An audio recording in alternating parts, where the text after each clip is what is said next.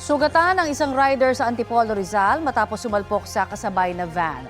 Bukod sa hindi niya pagmamayari ang ginamit na motor, lasing pa umano ang rider. Balitang hatid ni EJ Gomez. Humambalang sa kalsada ang lalaking ito matapos maaksidente sakay ng kanyang motorsiklo sa bahagi ng sumulong highway sa Barangay Santa Cruz, Antipolo City pasado alas 10 kagabi.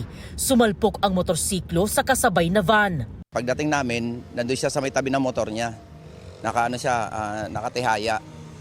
Tapos yung motor niya, totally wasak yung unahan.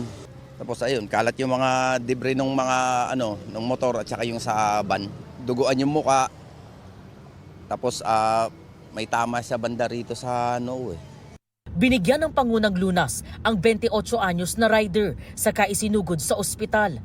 Wala siyang pahayag.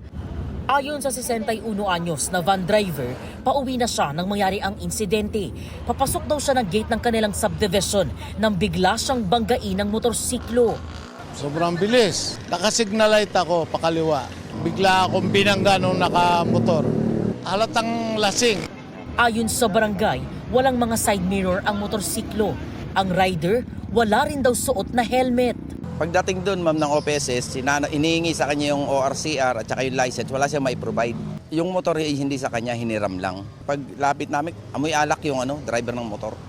Nakumpirma ng mga otoridad na hindi pagmamay-ari ng rider ang ginamit na motorsiklo nang dumating sa police station. Ang tunay na may-ari nito bitbit ang ORCR ng motor.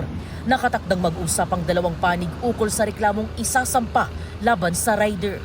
Posible siyang maharap sa reklamong reckless imprudence resulting in damage to property. EJ Gomez, nagbabalita para sa GMA Integrated News.